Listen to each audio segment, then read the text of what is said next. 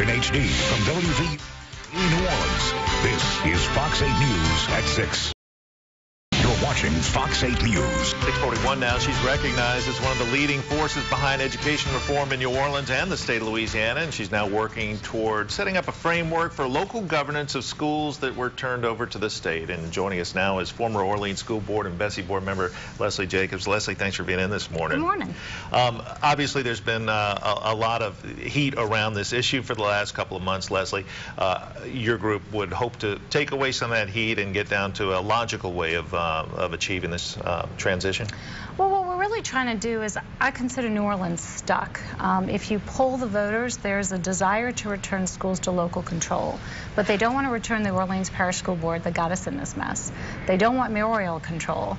They can't really, but they want another option. And so Educate Now convened a very diverse group of people that represented, in my point, the continuum of views towards it. There were people who were really resentful towards the state action and people totally supportive of the state action, people who love charter schools and people who don't like charter schools.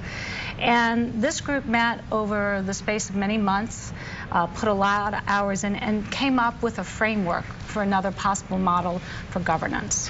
And part of the key of the model is oversimplifying. There's three big functions that government has to do. You have to operate schools, you have approve and oversee charter schools, and you allocate resources.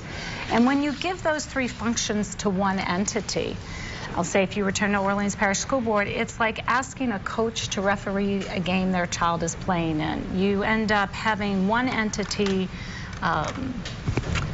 running schools, approving their competition, and then being a fair resource allocator between the two, and it doesn't work. So the model represents really three interconnected boards and untangles all the functions currently done. So one board is the elected governing board, and it is the steward of the system. It sets the policy, it controls the money, it controls the buildings.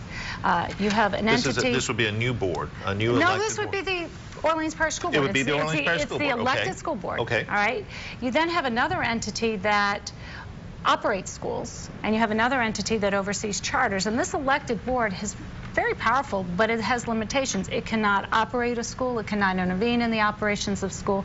It's got to stay above that fray. It doesn't care if a school is direct run or chartered. It just cares that it's a quality school. And they would have oversight over these two other appointed boards? They're more interconnected than a subservient, because this governing board has to pass policy. So if there's a building to be assigned, it has to say this is a policy that governs how we assign this building.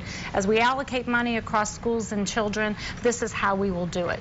To pass that policy, either of these other boards can say, no, we object to the policy, and if they do, that governing board needs a 2/3 vote. Since the goal is to get it back into local control, just what sort of authority would the Orleans School Board have over the operation of the schools that would be returning to their control? It would control the money, controls the facilities.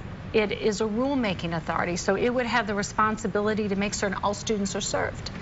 It can set school standards. Think of it as a mini Bessie. So if a school is not doing what it should do, it can go to one of those, whatever board it's under, and say either fix the school, or we can close it, or we can transfer it to the other authority. Leslie, what's at stake? How many schools are currently designated to have to return to local control within the next year? Well, no schools are designated to return to local control. The status quo is the schools will stay at Bessie for another 5 years unless that school reach a certain performance standard and votes to return to the Orleans Parish School Board. There's around 30,000 kids in RSD schools out of the total of 40,000. Run out of time, but real quick, how can the public participate in this process? Go to my website, educatenow.net. You can ask a question, make a comment, but I think the public conversation is going to unfold over a number of months.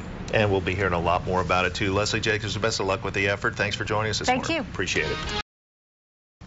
Meantime, many parents have been calling for schools in New Orleans to regain local control, but there's debate over how to do that. Former Orleans School Board and Bessie Board member Leslie Jacobs says all the power can't go to just one board.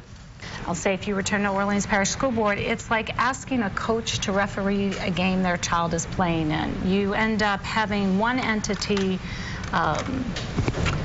running schools, approving their competition, and then being a fair resource allocator between the two. Leslie Jacobs has formed a task force that recommended a return model for bringing back local control. It involves having 3 separate boards oversee schools, an elected governing board and 2 appointed boards to oversee charter and non-charter schools.